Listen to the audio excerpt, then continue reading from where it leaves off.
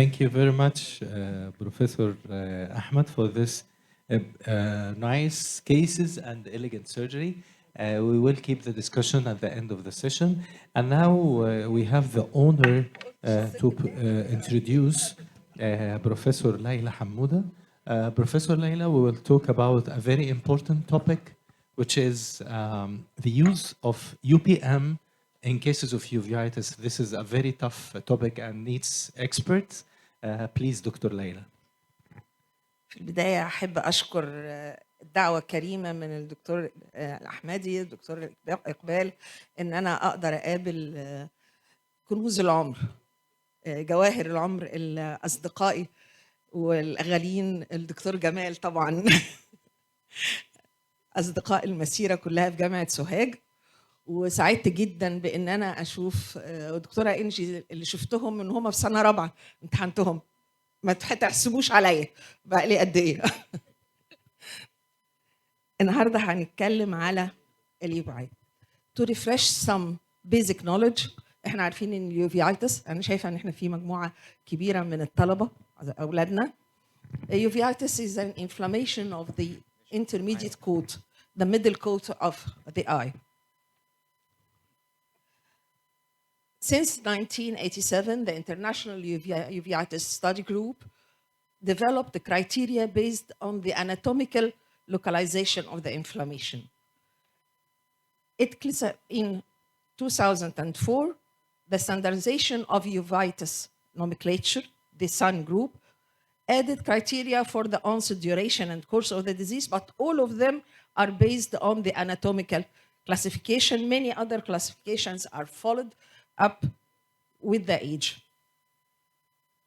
But basically, the anatomical classification was the base of all of these classification into anterior, intermediate, posterior, and pan-uveitis.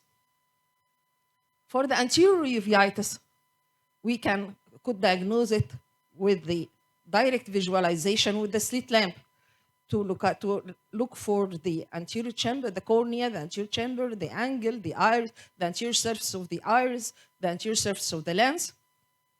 For the posterior one, we can go to the direct also visualization of the fundus. We can use fluorescein angiography or CT, as we see from the previous colleagues. Or in opaque media, we can use the ultrasound, the B and A scan ultrasound. But for the intermediate uveitis, it was the dark cave before. Till Foster and Pavlin in 1990s introduced a new high frequency transducer from 35 to 100. It was in the beginning the 50 megahertz. It's different than the ordinary one, B and A scan, which vary between 10 to 14 megahertz, giving cross-section of the anterior segment in a microscopic resolution. This resolution up to 20 millimeter axially, 50 micron laterally, and in a depth of tissues penetration just 4 to 5 millimeter. So it reached this intermediate part. هنا ممكن نشوف شايفين أول UBM كنا بنسميه الفيل، كان جهاز كبير قوي وفيه له زلومة بنقدر نستخدمه علشان الفيرست انتراديوسر كان 48 و50 ميجا هرتز. كان موجود في أماكن قليلة بس كان عندنا في المنيا وكنا بنستخدمه مع ووتر باث. الووتر باث استمر معانا بعد كده وريسنتلي بقى فيه بنقدر نستخدم ممبرين علشان نقدر العيان يكون قاعد وهو بنستخدمه. And this is the pictures of UBM. If we put the transducer directly on the pupil to look for the pupillary area, the first photo Here we can see, can look for the cornea, the anterior chamber, the iris, and the anterior part of the lens. And in radial scans عند الساعة 12 3 6 9 according نقدر ان احنا نشوف the angle. دي الستراكشرز اللي احنا نقدر نشوفها باليو بي ام: cornea, anterior chamber, the iris, the lens, scleral spur, which is the junction between the end of the descendens membrane and the sclera, the ciliary body, the posterior chamber, and also the conjunctiva. This is the first one, show the angle, and this is the scleral spur, the junction between the descendens membrane and the sclera. Coming to the photo B, here the cornea with the two hyper-reflected or the high echogenic lines. The first one of the Bowman's epithelial lining, and the last one is the descemet endothelial complex. The anterior chamber, the anterior surface of the iris with the pattern of the iris and the architecture, and then the angle. To define the angle, we have to go to the scleral spur and measure the opening of the angle, the ciliary body behind, and the zonules to the lens, equators of the lens. See here, if we look for, this is the pars plana part. This is the dark part which before we didn't see. We can see now with the UBM clearly. And then the last one, the ciliary processes. The last one we can look for, the first, the hyperreflected in the conjunctiva, the deeply reflected, the sclera, and the ciliary body and the ciliary processes. We can move to the first case. I think this is a nematode case. Of course, this is a referred cases for us. So we haven't complete clinical features of it. But from this, we can look for the cornea is haze. There is inflammatory cells in the anterior chamber, and come down. This is a granuloma with causing iridocorneal adhesions, closing the angle here with inflammation of the ciliary body.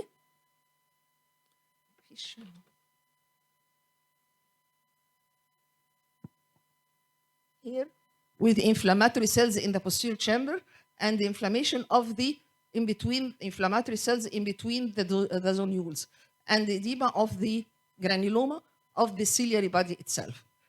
Here also, this is inflammatory cells around the iris processes, and this is edema of the eye of the iris. This is a it's a pars planitis with cyclitis, and this is the same case. Another case with granuloma from the iris extended to the root, from the ciliary body, extended to the root of the iris, closing the angle. It was in the inferior part. The same case, another part. Here, it's inflammatory cells in the posterior chamber and also cataract.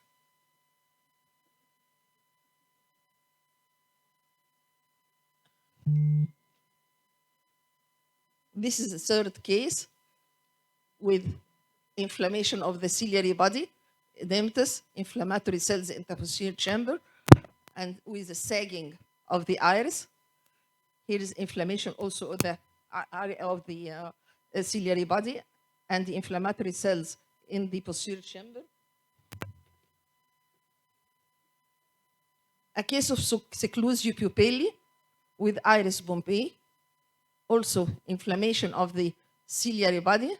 And this is the important, it's a pars planitis with cataract, peripheral cataract. And this is inflammation of the pars plana area. A fifth case, this is the anterior chamber. This is iris Bombay with iridocorneal adhesion. Here, inflammatory cells in the posterior chamber and edematous lens. Another case of granulomatous uveitis. كملي حضرتك. Okay.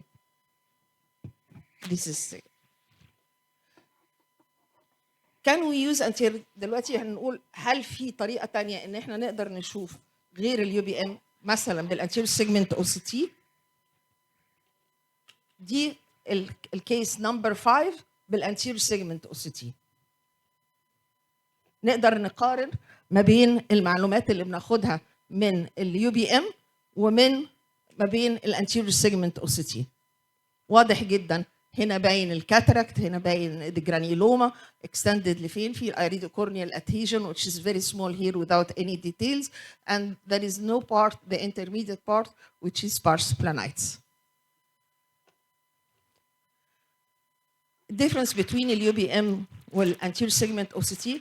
Yes, the image opaque, the UBM of course used in the opaque media, while the anterior segment OCT needs clear media. Here, the UBM, the patient is possible now with the membrane to stay in an upright position and a supine position, or in the anterior segment OCT, it is not.